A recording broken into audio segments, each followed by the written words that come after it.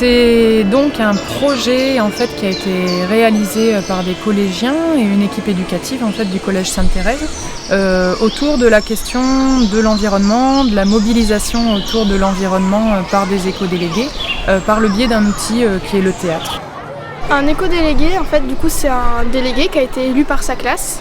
Mais lui, son but, ça va être du coup de faire l'intermédiaire entre tout ce qu'on fait entre la classe, la vie de la classe et tout ce qu'on fait en réunion pour l'écologie. Ce projet s'inscrit dans le cadre d'une démarche globale, une démarche éco-école, et dans le cadre de comités de suivi qui rassemblent différentes personnes, des élèves, des enseignants, des gens du quartier. On a constitué un atelier théâtre le mercredi après-midi pendant 2h30 et on était parti pour travailler sur du théâtre forum thématique déchets. Et en fait, on est passé par les déchets, mais on a abordé des domaines beaucoup plus larges qui est la place de l'éco-délégué, le message qu'il veut faire passer, le bien vivre ensemble, la cohésion du groupe. Donc, première question, l'environnement pour vous c'est quoi ? C'est la nature. Ce qui nous entoure ? Pour moi, l'environnement, c'est prendre soin de la planète, recycler. A priori, on pourrait dire ok, les déchets, super, on est tous d'accord pour dire qu'il faut les trier. Du coup, l'intérêt, c'est de se dire tiens, qu'est-ce qui est questionnant, où est-ce qu'on se place réellement par rapport à cette problématique-là. Première vérité, on a besoin de l'environnement. D'accord ? Pas d'accord. On a besoin de l'environnement. Si je dis l'environnement a besoin de nous. Aussi. Oui. D'accord, pas d'accord. Comment on mobilise autour de nous, autour de cette question, plus que la question des déchets. Donc c'est déconstruire un petit peu les a priori, assumer en fait qu'il y ait des contradictions dans un groupe, qu'on ne soit pas tous d'accord, et qu'on ait peut-être des points de vue qui soient divergents, et que c'est ça qui va faire conflit et qui va faire de l'intérêt en fait.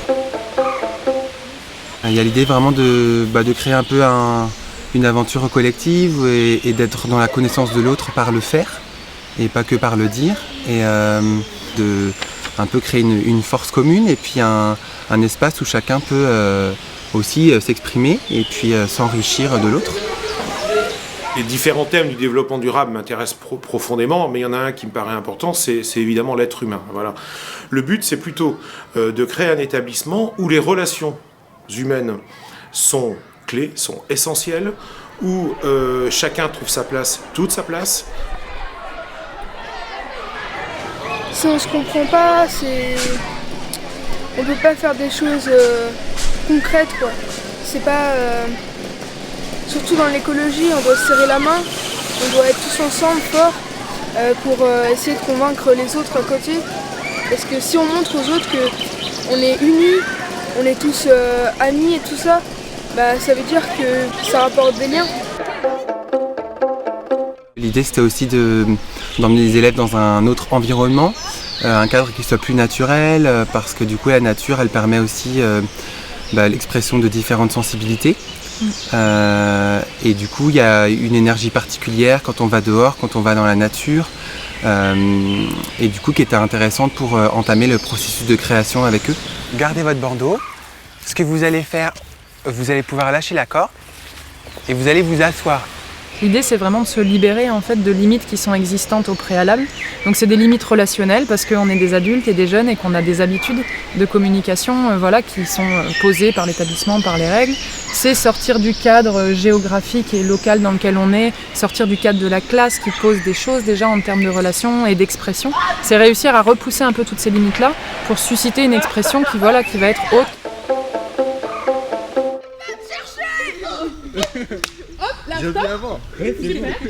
On peut dire qu'il y a une première phase en fait où simplement on rentre dans l'expression. Vraiment dans l'expression on entend d'exprimer, de mettre à l'extérieur des choses qui sont à l'intérieur mais dont on n'a pas forcément conscience. Du coup on va passer par des jeux, on va passer par des improvisations, on a utilisé des jeux d'écriture mais aussi beaucoup de jeux de théâtre en fait. Et je suis couturière. Je vis à Rennes, à l'étage d'une maison bourgeoise. Je tiens énormément à mes aiguilles, c'est ma mère qui me les a données. Je ne jette rien, ça peut toujours servir. Donc là, il a été choisi d'aller vers une forme qui soit plutôt fragmentaire, c'est-à-dire que c'était des petites scènes, des petits bouts qu'on a mis à la suite les uns des autres. Voilà, on était plus vers une forme de théâtre-débat. Les jeunes avaient l'envie en fait qu'il y ait une interaction avec le public et où tout le monde se retrouve en fait dans la parole qui est portée. C'est un projet qui est présenté aujourd'hui au Forum des initiatives en éducation et développement durable à Guichat, donc, où beaucoup d'autres établissements du département, écoles, collèges et lycées, viennent aussi présenter leurs projets. Donc une petite représentation a eu lieu devant des lycéens, des collégiens, quelques élèves de CM2, suivi d'un débat permettant un peu d'échanger sur les vécus de chacun d'eux, sur justement leur rôle de sensibilisateur à l'environnement et de comment chacun mène des projets liés à l'environnement. Tout ce processus-là, il a l'objectif d'aller sur la scène, à un moment ou à un autre. Ça ne veut pas dire que c'est une fin en soi, mais ça veut dire que c'est une étape dans le processus de création qui est hyper important. Ah, Sabrina, c'est ça? Oui. J'ai vu que tu as pris ton très beau t-shirt vert.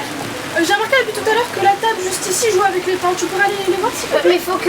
Oh, mais Sabrina, tu es une actrice de ce projet. Nous avons besoin de toi. Va leur parler. Il y a un moment où l'objectif n'est pas d'arriver à un consensus mou, où tout le monde serait d'accord sur un propos, mais bien de faire voir une société complexe où il y a des points de vue différents, qui se rencontrent, qui s'animent, qui échangent. Parce que nous, on s'est beaucoup posé cette question. À votre avis, est-ce que sensibiliser, c'est convaincre? D'accord. Moyen d'accord. Pas d'accord.